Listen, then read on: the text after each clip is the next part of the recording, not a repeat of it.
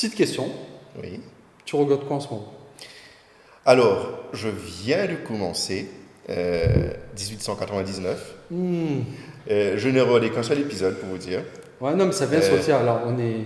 Ben là, en ce moment, pour que vous sachiez, on est dimanche le 20. Et oui, donc, du coup, c'est sorti ce vendredi, donc il y a 2 jours.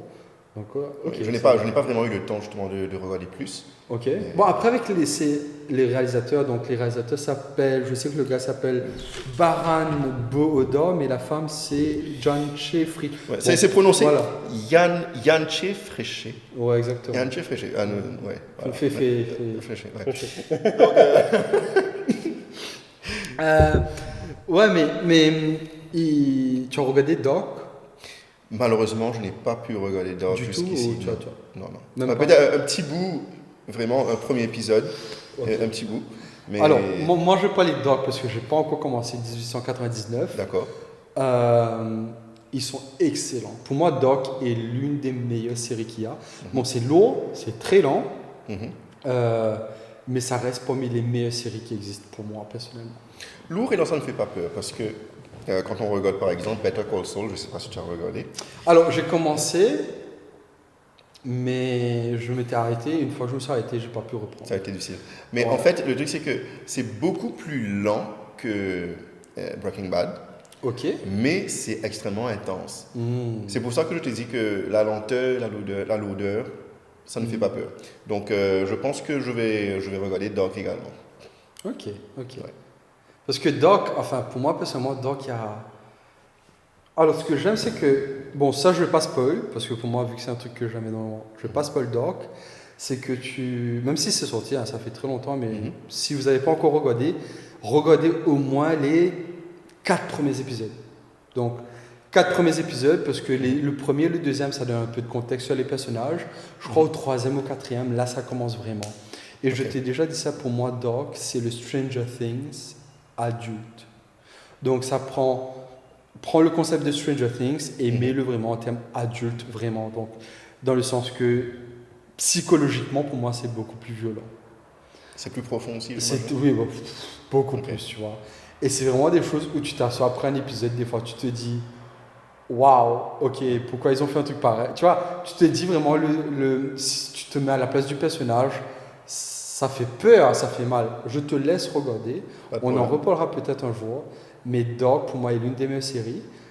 Très complexe. Ok. J'ai- pour dire, hein, j'ai dit à des gens de regarder la série, j'ai dit, prenez un cahier, notez les noms. Ils m'ont dit, ouais, bon, peut-être j'exagère et tout. Ils sont revenus une semaine après, ils ont regardé la première saison, ils disent, ouais, c'était top, mais j'ai dû prendre un cahier, j'ai dû écrire les noms. Pour de vrai.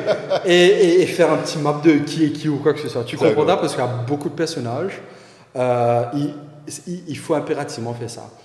Et le truc, c'est que j'avais fait la même chose. Et waouh, c'est vraiment le jeu des personnages. C'est une petite série, petit budget, mais c'est hyper bien filmé.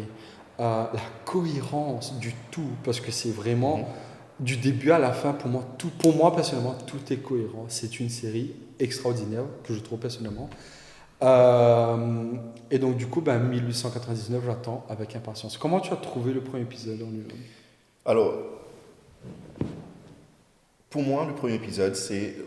Je me disais ça justement en regardant le premier épisode, c'est une superbe promesse pour la suite. Et j'espère qu'ils vont pas le foirer. Donc, Non, non, mais. je crois pas. Je crois pas. Si tu as regardé Dog, tu connais, tu sauras, il faut pas.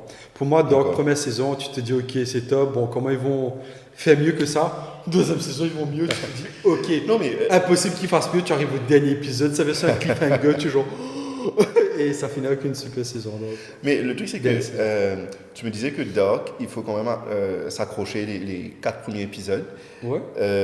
Pareil pour moi, justement, je reparle de Better Call Saul. Fallait s'accrocher, idem pour Breaking Bad, Ouais. etc. Mais là, franchement, le premier épisode même, je suis dedans. Hmm. Je suis dedans. Et il y a une qualité dans la cinématographie, Hmm. mais qui est excellente. C'est-à-dire que c'est ce que j'adore avec les séries actuellement.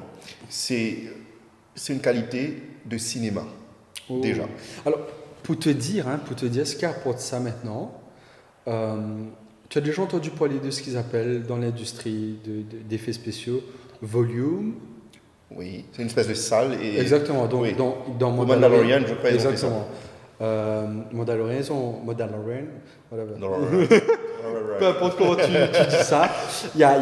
Au fait, c'est pour ceux qui ne savent pas, le volume, au fait, est un truc super intéressant. C'est, donc, tu auras la personne qui va faire les effets spéciaux, qui va sur son ordinateur et qui va bosser à faire un environnement.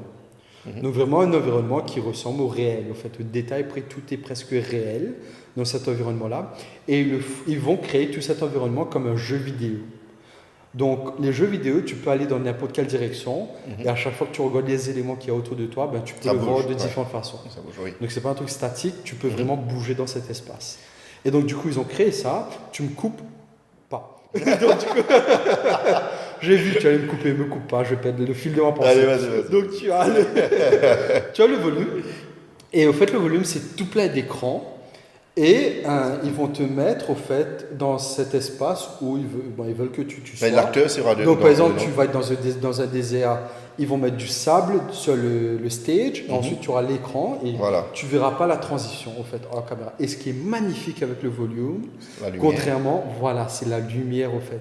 C'est quand, par exemple, tu as, je sais pas, tu as un éclair, tu vois la lumière sur toi. Exactement. Gros souci des écrans verts, et que tu n'as pas la lumière, au fait. Tu dois créer cette lumière et cet impact sur toi. Et cette nouvelle technologie apporte énormément. Je sais qu'ils utilisent le volume pour 1899. Et je comprends mieux alors. Parce que franchement, la cinématographie, tu es devant ça. Et tout comme pour Mandalorian. Tout comme pour Mandalorian. Je veux dire, c'est un plaisir visuel extrême. Mais pareil pour 1899. Et tu parlais de volume. Mes pieds transpirent. Il y a le film avec Tom Cruise qui se passe justement dans, je crois, Oblivion, ça s'appelle. Yep. Il me semble qu'ils avaient utilisé la même.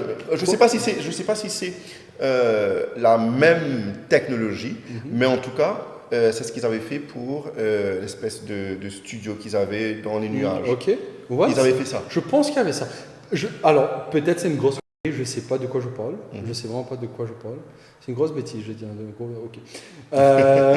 Désolé. Donc, je ne sais pas de quoi je parle exactement. Je ne sais pas si c'est exactement ça, mais je pense que la première itération de la chose, c'était pour Gravity. Donc, dans Gravity, tu as regardé Gravity. Tu as aimé Gravity? J'adorais. Je t'aime. Et donc, du coup, Gravity, tu as...